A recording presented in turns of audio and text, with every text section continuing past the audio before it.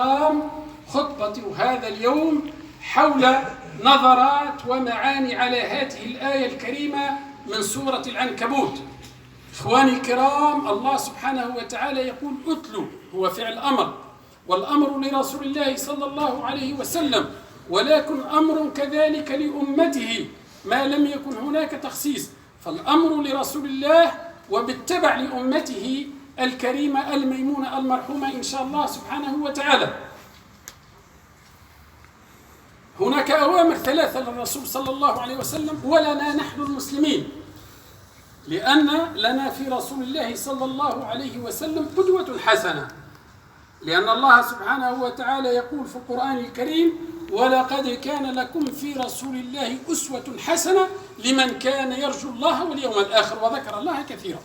إذن الأمر الأول إخواني الكرام هو تلاوة القرآن الكريم، تلاوة الوحي، والإشارة بالوحي دليل على أنه كتاب من عند الله ليس كتاب من عند البشر. أتلو ما أوحي إليك من الكتاب. إذن تلاوة الكتاب المنزل من عند الله سبحانه وتعالى، هذه العبادة الأولى. العبادة الثانية: وأقم الصلاة.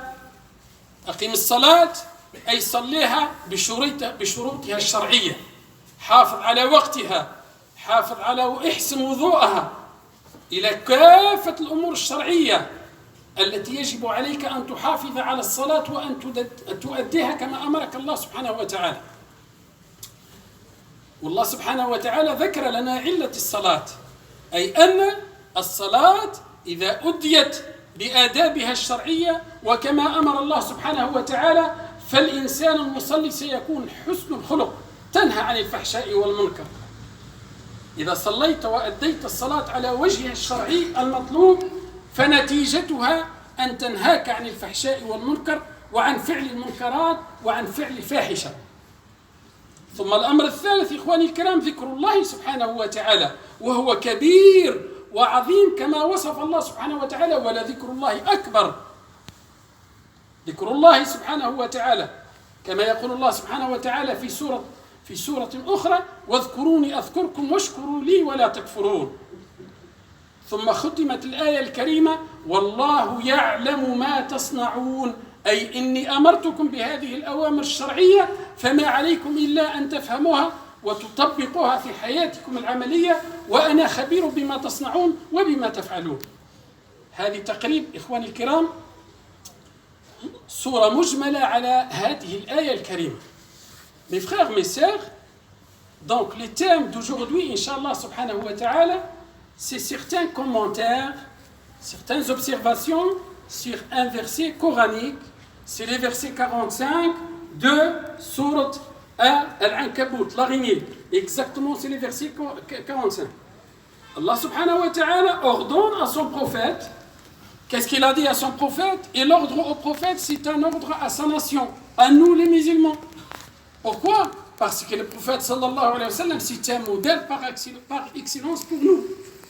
Comme il dit Allah subhanahu wa ta'ala dans une autre sourate: لَقَدْ كَانَ لَكُمْ, il y a certes dans les prophètes un modèle par excellence. Pour qui? Pour ceux et celles qui croient à Allah subhanahu wa ta'ala واليوم الآخر et les derniers jours du jugement, et qui ont l'espoir dans Allah subhanahu wa ta'ala. Qu'est-ce qu'il dit Allah subhanahu wa ta'ala dans ces versets coraniques? Il dit: récite ce qui t'est révélé par ton Seigneur. La première observation, mes frères, la première adoration, donc c'est la récitation du Coran. Et Allah subhanahu wa ta'ala cite que c'est un livre révélé, c'est la parole d'Allah subhanahu wa ta'ala. Ce n'est pas un livre compilé par un philosophe ou bien un grand écrivain. C'est le livre d'Allah subhanahu wa ta'ala. Ce qui t'est révélé par ton Seigneur. La deuxième acte d'adoration, Allah subhanahu wa ta'ala incite son prophète à accomplir avec assiduité et de la bonne manière as-salat, la prière. C'est le deuxième pilier de l'islam. La salat, la dina bidouni. Il n'y a pas de religion sans faire la prière. C'est un pilier de l'islam, salat. Et du coup, un musulman doit donc faire sa prière de la bonne manière, en commençant par faire de la bonne manière l'ablution. Et après faire la prière avec les conditions qui sont normées dans la norme qui sont donné par Allah subhanahu wa ta'ala et son prophète alayhi afdalus salati wa azka taslim. Et comme ça, mon frère, tu vas construire ta religion brique par brique. C'est très important de prendre soin de tes ablutions, c'est très important de prendre soin de ta prière, parce que c'est les piliers de l'islam. Et on fait Allah subhanahu wa ta'ala la troisième, ou bien le troisième acte d'adoration dans ces versets coraniques, il dit voilà dhikrullah, ici qu'il y a des plus grands, c'est les rappels d'Allah subhanahu wa ta'ala. Certes, on se rappelle d'Allah dans la prière et en dehors de la prière, par le cœur, par la langue, etc. Donc ça, mes frères, c'est une observation, donc c'est un commentaire général sur ces versets. Donc, je répète, Allah subhanahu wa ta'ala donc ordonne à son prophète, et par l'intermédiaire, donc c'est à nous, et par conséquent c'est à nous, qui nous sommes visés, donc c'est les prophètes bien entendu, en premier lieu, et après nous sommes visés par ces trois actes d'adoration, à savoir la récitation du Coran, faire bien accomplir la prière, et troisièmement, c'est le rappel d'Allah subhanahu wa ta'ala. Je pense que je vais prendre dans l'ordre, et je pense que j'ai mes limites peut-être au premier point. Seulement, c'est-à-dire la récitation du Coran. Inch'Allah subhanahu wa ta'ala, si Allah subhanahu wa ta'ala me donne l'occasion à notre jour, je vais parler, donc développer le deuxième point et le troisième point. Je commence par le premier point. Ikhwani al-kiram, الأولى هي إذا قراءة القرآن الكريم. لماذا إخواني الكرام البداية بالقرآن الكريم؟ لأن هذه الأوامر الثلاثة مرتبة ترتيبا منطقيا. لماذا؟ لأنك أنت لا تستطيع أن تعبد من لا تعرف. إذا لابد لك أن تعرف الله سبحانه وتعالى. كيف تعرفه؟ تعرفه من خلال كتابه. الله عرف عباده أو عرف نفسه من خلال كتابه. إذا أنت تعرف الله سبحانه وتعالى، تعرف ما هو مطلوب منك، تعرف الحلال، تعرف الحرام، تعرف قصص الأنبياء السابقة وكل الأمور المذكورة في القرآن. عندما تقرأ القرآن بعناية وبفهم وبتؤدى، إن شاء الله سبحانه وتعالى ستفهم دينك. ومن بعد ذلك الله سبحانه وتعالى ماذا يقول؟ الصلاة. طيب، القرآن الكريم إخواني الكرام، القرآن الكريم إخواني الكرام سأكتفي بآية واحدة يصف فيها الله سبحانه وتعالى كتابه العزيز. ماذا يقول الله سبحانه وتعالى في سورة النساء آية 174-175؟ يقول الله سبحانه وتعالى: يا أيها الناس قد جاءكم برهان من ربكم وأنزلنا إليكم نورا مبينا. البرهان هو دلائل النبوة التي تثبت صدق النبي صلى الله عليه وسلم. هو النبي صلى الله عليه وسلم والبراهين الساطعة على صدق نبوته. والنور المبين هو القرآن الكريم. إذن الله سبحانه وتعالى وصف كتابه بالنور المبين. نور يخرجك من الظلمات إلى النور، يخرجك من الجهل إلى العلم، يخرجك من الشك إلى اليقين، يخرجك من عبادة العباد إلى عبادة رب العباد، يخرجك من الظلم والجور إلى عدل الإسلام، من ضيق الدنيا إلى سعة الدنيا والآخرة بإذن الله سبحانه وتعالى. إذن الكتاب هذا له نور مبين من عند الله سبحانه وتعالى، فضلا منه ومنة على النبي وعلى أمته في آخر الزمان. طيب، النبي صلى الله عليه وسلم إخواني الكرام يقول ليحرضنا على تلاوة كتاب الله سبحانه وتعالى، يقول في الحديث الذي رواه الترمذي عن ابن مسعود رضي الله تعالى عنه قال: من قرأ حرفا من كتاب الله فله حسنة، والحسنة بعشر أمثالها. أما إني لا أقول ألف لام ميم حرف، ولكن ألف حرف ولام حرف وميم حرف. رب قائل يقول: أنا لا أعرف القرآن. وبالتالي إخواني الكرام هنا ملاحظة بالنسبة للحسنات والعشر حسنات هي بالنسبة للذي يقرأ القرآن باللغة العربية، أما الذي يقرأ القرآن بلغة أخرى كالفرنسية فله أجر، ولكن ليس هذا الأجر المضاعف الذي ذكره النبي صلى الله عليه وسلم. لماذا إخواني الكرام؟ لأن القرآن الكريم هو قرآن عربي، أما بالفرنسية فهي كما نقول تفسير، هو ترجمة تفسير القرآن الكريم، ليس القرآن الكريم بالفرنسية. عندما الإنسان يقول القرآن لا، ليس القرآن بالفرنسية، القرآن هو بالعربية، هو من الحمد لله رب العالمين حتى إلى سورة الناس. أما بالفرنسية وبالإنجليزية صحيح لك الأجر، ولكن ليس هذا الأجر الذي ذكره حديث النبي صلى الله عليه وسلم. فالترجمة هي ترجمة لمعاني القرآن الكريم وليست هي القرآن الكريم، وبالتالي على المسلم أن يتعلم العربية حتى ينال هذا الأجر. هذه ملاحظة فقط. رب قائل يقول أنا لا أعرف أتكلم العربية جيدا، وعندما أقرأ القرآن لا أستطيع أن أقرأه بسلاسة. فماذا يقول لك النبي صلى الله عليه وسلم؟ يقول لك الذي يقرأ، وهو حديث متفق عليه، معناها رواه البخاري ومسلم عن ابن مسعود، الذي يقرأ القرآن وهو ماهر به. ماهر معني يقرأ قراءة جيدة ويعرف ماذا يقرأ، فهو مع القراءة ويعرف معاني القرآن الكريم. هذا مع الملائكة السفرة الكرام البررة، المقصود بهم الملائكة. وهنا نحن المقصود، وأبدأ بنفسي. والذي يقرأ القرآن ويتتعتع فيه، يتتعتع يجد صعوبة، لا يستقيم لسانه بسلاسة على قراءة القرآن الكريم، ماذا يعدك رسول الله صلى الله عليه وسلم؟ يقول فله أجران: أجر القراءة وأجر المشقة، لأنه تحمل مشقة قراءة القرآن الكريم، فالله سبحانه وتعالى يجازيك مرتين، أجر على القراءة وأجر على المشقة. J'aimerais bien peut-être, mes frères, donc traduire ce que je viens de dire. Donc, je commence par les premiers points. Je vais me limiter d'un seul verset coranique dans Sourate An-Nisa, versets 174 et 175, et parce que Sourate An-Nisa, il y a 176. Et du coup, presque les deux derniers versets et les derniers versets sur 176 concernant l'héritage. C'est comme un résumé. Allah subhanahu wa ta'ala, dans ces versets, s'adresse à l'humanité tout entière. Ya ayyuhan nas. Le Coran al-Karim, ikhwan al-kiram, c'est un message universel pour l'humanité tout entière. Ya ayyuhan nas, aux gens, certes, une preuve certaine vous est parvenue de votre Seigneur. C'est quoi cette preuve certaine? C'est de la il-nubuwa. C'est la certitude de la prophétie de Sayyidina Muhammad sallallahu alayhi wa sallam. C'est les miracles prophétiques qui attestent d'une manière sûre que c'est une personne qui est envoyée par Allah subhanahu wa ta'ala. وَأَنزَلْنَا إِلَيْكُمْ نُورًا مُبِينًا. Et nous avons fait descendre pour vous une lumière éclatante, une lumière évidente. Cette lumière nous permet de quoi, mes frères? De nous faire sortir de quoi? Des ténèbres vers la lumière. Parce que le Coran est une lumière qui nous guide vers la bonne voie. Donc, de quoi? De l'ignorance au savoir, du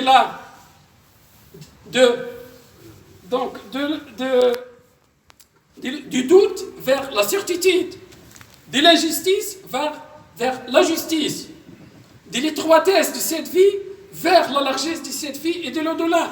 C'est ça donc le rôle du Coran, parce que mes frères, pourquoi dans ces versets coraniques, peut-être on va poser la question, pourquoi Allah subhanahu wa ta'ala a commencé par le fait de réciter le Coran? Pourquoi?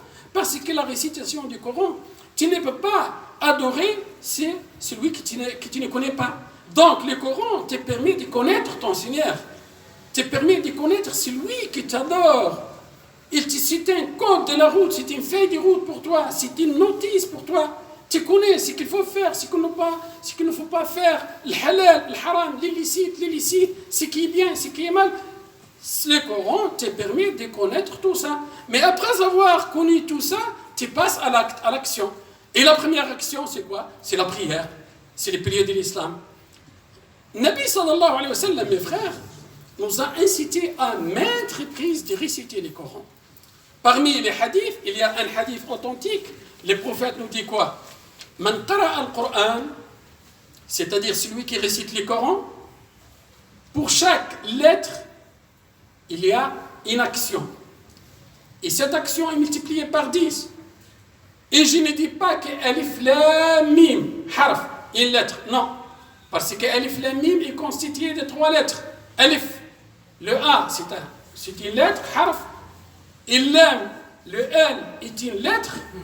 Et le Mim également. Et du coup, ne serait-ce que pour dire Alif Lam Mim, il y a déjà 30 actions.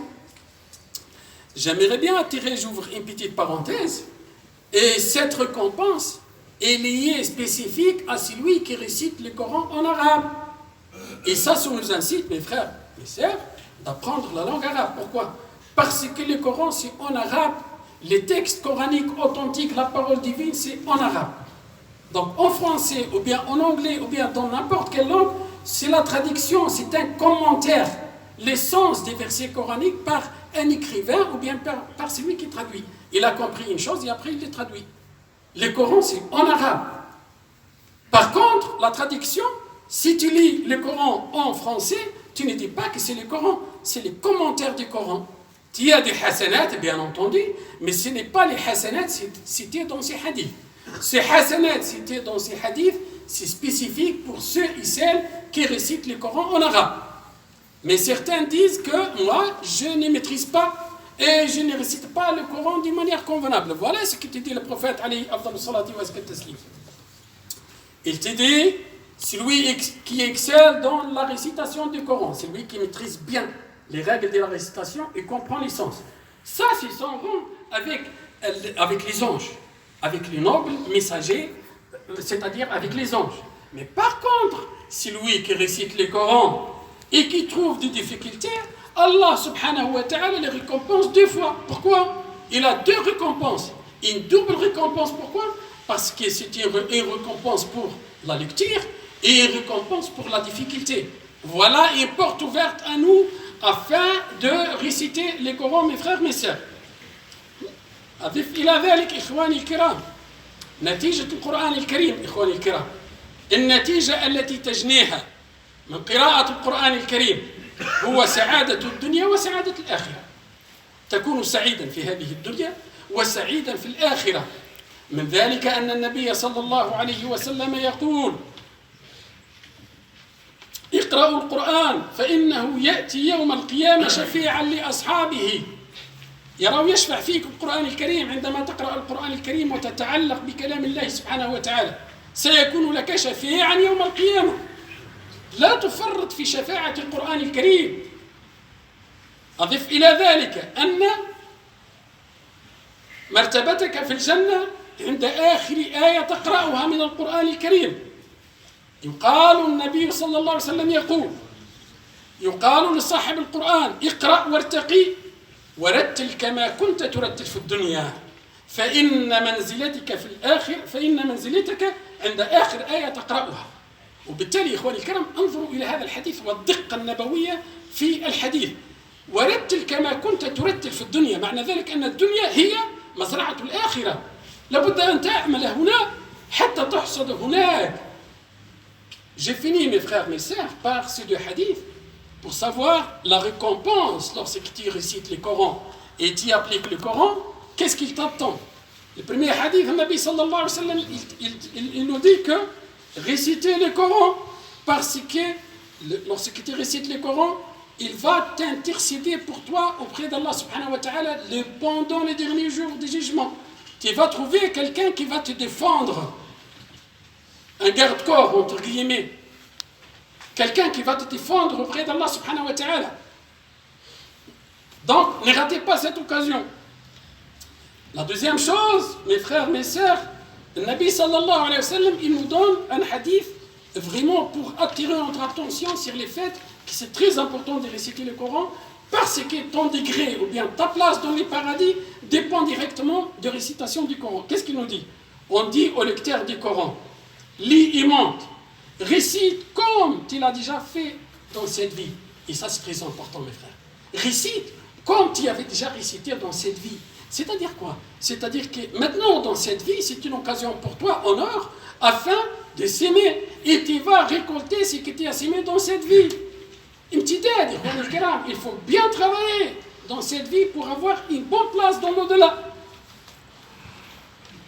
أقول قولي هذا إخواني الكرام وأستغفر الله لي ولكم فاستغفروه تجدوه هو الغفور الرحيم والحمد لله رب العالمين. على سيدنا محمد وعلى آله وصحبه وسلم. إخواني الكرام سأعطيكم ملخص الآن خلاص الخطبة كملت. أعطيكم ملخص تخرجون به وبإذن الله تنتبهوا وتحفظوا. الملخص الذي يفيدنا في هذه الخطبة حتى تفهموا جيدا. سآتيكم بقول من أقوال أحد التابعين، وهو التابعي الجليل الحسن البصري رضي الله تعالى عنه، وهو إمام من أئمة المسلمين. ماذا يقول هذا الإمام العظيم؟ يقول: إذا أردت أن يكلمك الله فعليك بقراءة القرآن، وإذا أردت أن تكلم الله فعليك بالصلاة، وأزيد على ذلك: وإذا أردت أن تكون مع الله فاذكر الله سبحانه وتعالى، فعليك بذكر الله سبحانه وتعالى. انظروا إلى هذا الإمام كيف لخص لنا هذه الآية تفهمها. إذا فهمت هذا قول الحسن البصري وحفظته فسيساعدك ويترك عندك حد أدنى من فهم هذه الآية. لماذا؟ إذا أردت أن يكلمك الله تقرأ القرآن، لأن عندما تقرأ القرآن فلا بد أن تعرف أن هذا الكلام موجه إلى كل المسلمين وإليك خاص، وبالتالي عليك التطبيق. فالله يكلمك من خلال القرآن الكريم. لا بد إذا أردت أن تستفيد من القرآن الكريم أن تعتبر أن القرآن الكريم هو رسالة موجهة من الله إليك. تستفيد من القرآن الكريم بهذه الطريقة. إذا أردت أن يكلمك الله فعليك بتلاوة القرآن الكريم. إذا أردت أنت أن تكلم الله فعليك بالصلاة، لأنها مناجاة بين العبد وربه. تبث همومك إلى ربك، تطلب منه المغفرة، تطلب منه أن يتوب عليك، تطلب منه الرحمة. وأضيف شيئا ثالثا: إذا أردت أن تكون مع الله فعليك بذكر الله سبحانه وتعالى. لماذا؟ لأن الله سبحانه وتعالى يقول في كتابه العزيز: فاذكروني أذكركم. ويقول في الحديث القدسي الذي رواه الإمام الصحابي أبي هريرة رضي الله تعالى عنه، وهو حديث متفق عليه رواه البخاري ومسلم: أنا عند ظن عبدي بي وأنا معه إذا ذكرني، فإذا ذكرني في ملأ ذكرته في ملأ خير منه، فإذا ذكرني في نفسي ذكرته في نفسي، وإذا ذكرني في ملأ ذكرته في ملأ خير منه. إذا انظروا إلى هذا. إذا مختصر الخطبة إذا أردتم أن تفهموها جيدا تذكروا حديث هذا الكلام الجميل والحكيم الحسن البصري: إذا أردت أن يكلمك الله فعليك بتلاوة القرآن، إذا أردت أن تكلم الله فعليك بالصلاة، وإذا أردت أن تكون مع الله والله معك فعليك بذكر الله سبحانه وتعالى. Mes frères, mes sœurs, brièvement, je vais donc résumer les discours que je viens de faire. J'aimerais faire une parole sage de l'un qui s'appelle Hassan al-Basri, وهو من كبار التابعين, c'est-à-dire la génération qui a juste précédé les compagnons des prophètes. Qu'est-ce qu'il dit? Il dit: si tu veux que Dieu te parle, récite le Coran. Et si tu veux toi parler avec Dieu, fais la prière. Et j'ajoute de mon côté: et si tu veux que toi tu es avec Dieu et Dieu est avec toi, il faut se rappeler de lui, évoquer Allah subhanahu wa ta'ala. Pourquoi, mes frères? Si tu veux profiter du Coran, il faut prendre le Coran comme un message adressé à toi, toi qui es intéressé par ce verset coranique que tu es en train de réciter. La Bouddha Anta'tabira, il faut savoir, si tu veux vraiment profiter du Coran et les mettre en application, tu dois vraiment avoir la certitude que c'est un message de la part d'Allah subhanahu wa ta'ala, celui qui t'a créé, celui qui t'a donné tout, celui qui t'a vraiment enveloppé par ses bienfaits, c'est un message à toi directement. Donc tu dois l'appliquer. Donc si tu veux donc que Dieu te parle avec toi, récite le Coran. Et si tu veux que toi parles avec Dieu, eh bien tu fais la prière, parce que la prière c'est un dialogue entre le serviteur et son Seigneur. C'est lui qui l'a créé. Allah t'a donné tout. Tu t'y mets à lui. Tu me dis: oh mon Seigneur, je suis faible. Tu dois m'aider, ou bien tu m'aides, oh mon Dieu, tu m'aides à te repentir envers toi. Et tu fais le maximum pour être un serviteur humble envers lui. Et si tu veux être avec Dieu et Dieu avec toi, eh bien il faut se rappeler de lui, l'évoquer. Dhikrullah bil qalb wa bil lisan, avec ta langue et avec ton cœur. Et Allah subhanahu wa ta'ala il dit: fadhkuruni adhkurkum. Se rappeler de moi, je me rappelle de vous. Et dans un hadith authentique rapporté par Bukhari ou Muslim par Abu Hurayra radiyallahu ta'ala anhu, qu'est-ce qu'il dit? C'est un hadith qudusi, un hadith sacré. C'est Allah qui dit. Qu'est-ce qu'il a dit? Ce n'est pas le Coran, un hadith. Parce que les textes, il y a trois sortes de textes. Il y a le Coran, il y a le hadith prophétique, il y a le hadith qudusi. Donc il dit: Ana 'inda dhanni 'abdi bi. je suis conforme à la vie, c'est fait par mon serviteur, c'est moi. S'il m'évoque dans son nefs, c'est-à-dire pour lui-même, eh bien je l'évoque, même moi, pour moi-même. Et s'il évoque dans une assemblée, je l'évoque dans une assemblée meilleure que lui, c'est-à-dire l'assemblée une assemblée, c'est-à-dire des anges. Et comme ça, mes frères, vous allez, Inch'Allah, retenir donc cette parole sage de Hassan al-Basri. والآية الكريمة اتل ما أوحي إليك من الكتاب وأقم الصلاة إن الصلاة تنهى عن الفحشاء والمنكر ولذكر الله أكبر. La philosophie, l'approche, une bonne approche pour comprendre ces versets coraniques et avoir des horizons, c'est le hadith تاع الحسن البصري. والله تعالى أعلى وأعلم. نسأل الله أن ينفعنا وأن يهدينا وأن يجعلنا من الصالحين. اللهم اهدنا فيمن هديت وتولنا فيمن توليت وقنا شر ما قضيت فإنك تقضي ولا يقضى عليك يا رب العالمين. اللهم يا رب انصر من نصر الدين واخذل من خذل المسلمين.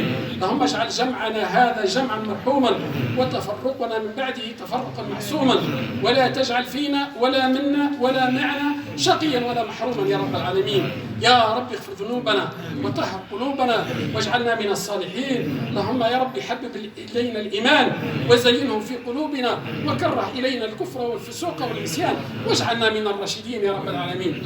Les frères, j'ai oublié juste une petite chose. Je vous incite à lire un livre très compilé par une personne bénie, Riyad al-Salihin, si vous le connaissez. Le Jardin des Vertus. C'est un livre compilé par l'imam النووي وهو شخص ولي من أولياء الله سبحانه وتعالى. كتاب جيد تجدون فيه كل الأحاديث النبوية المتعلقة بهذه المواضيع.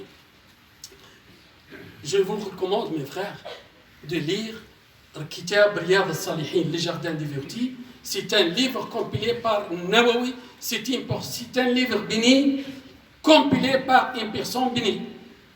إن الله يأمر بالعدل والإحسان وإيتاء ذي القربى وينهى عن الفحشاء والمنكر. اعلموا إخواني الكرام أن الله أمركم بأمر بدأ فيه بنفسه وثنى فيه بملائكة قدسه وثلث بكم أيها المؤمنون فقال جل من قائل عليما إن الله وملائكته يصلون على النبي يا أيها الذين آمنوا صلوا عليه وسلموا تسليما. اللهم صل على سيدنا محمد وعلى آل سيدنا محمد كما صليت على سيدنا إبراهيم وعلى آل سيدنا إبراهيم وبارك على سيدنا محمد وعلى آل سيدنا محمد كما باركت على سيدنا إبراهيم وعلى آل سيدنا إبراهيم في العالمين إنك حميد مجيد. إن الله يأمر بالعدل والإحسان وإيتاء ذي القربى وينهى عن الفحشاء والمنكر والبغي يعظكم لعلكم تذكرون. سبحان ربك رب العزة عما يصفون وسلام على المرسلين والحمد لله رب العالمين. وقوموا إلى صلاتكم يرحمكم الله.